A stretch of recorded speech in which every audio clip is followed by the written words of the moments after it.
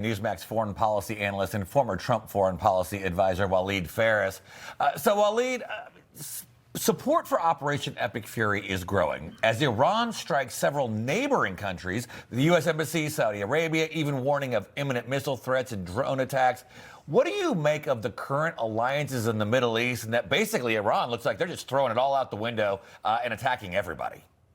The Iranian regime, meaning the Islamic regime of Iran, are making mistake after mistake. They were shocked, awed by what the U.S.-led coalition with Israel has been achieving. They didn't believe that this would happen. They thought that their lobbies, the Iran deal lobbies with $150 billion could stop the Trump administration. It did not. Would stop Israel. It did not. So now, obviously, they're trying and they are desperate. They fired missiles on a multitude of countries, governments who have said in the beginning, we're not going to be part of it, who has said in the beginning, our airspace is not going to be used by the United States and Israel, though most of them are our allies. And what did Tehran do? They just fired missiles on the allies that they would want to seek. And then that's what's happening right now. The Saudis, the UAE, Bahrain, Qatar, though they have issues among themselves, they are united now with the United States. They may not take action directly against the Islamic regime in Iran, but now they are siding with us. And that was a terrible mistake made by the regime in Iran. Yeah, great point. And Walid, the U.S. military already crushing Iran's forces in several ways. Here's President Trump's latest update on his goals for Operation Epic Fury. Take a listen. Our objectives are clear. First, we're destroying Iran's missile capabilities. Second, we're annihilating their navy. We've knocked out already 10 ships. They're at the bottom of the sea. Third, we're ensuring that the world's #1 sponsor of terror can never obtain a nuclear weapon. And finally, we're ensuring that the Iranian regime cannot continue to arm, fund, and direct terrorist armies outside of their borders. So the president also posting on Truth Social earlier this morning, quote, their air defense, Air Force, Navy, leadership, all gone. They want to talk. I said, too late. What do you make of this stance here?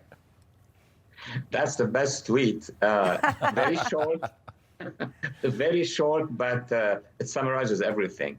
He gave them chances after chances. And even we told the president, why are you giving them so many chances? This is a terrorist regime that killed, as the senator said previously, I would say 40,000. The Iranian opposition is saying maybe up to 60,000, but let's say a medium number of 40,000. That's incredible. We should have had a Security Council resolution. We should have had the entire European and NATO community not whining about it, being with us. This is the Hitler of the region. And of course, there are other jihadists around. But the president summarized it. They have no navy. What does that mean? They cannot choke off anymore the Persian Gulf and the area, because everybody was, not everybody, some of us were criticizing, oh, this could have an impact on our economy. Well, the problem is gone now because the Iranian Navy, the Khomeini's Navy is gone. Second, the missile force. The missile force used to terrify everybody. It's being depleted now as we speak. And of course, the connection with the militias, with Hezbollah, with the Houthis.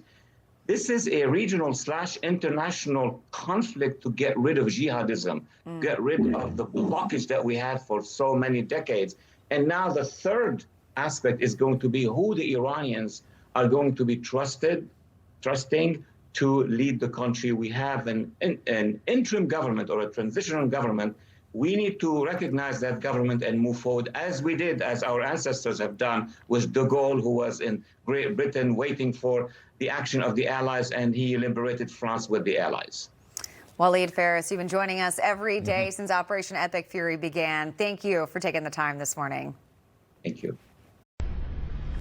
Information. Truth is freedom. Is Newsmax. It's real news for real people.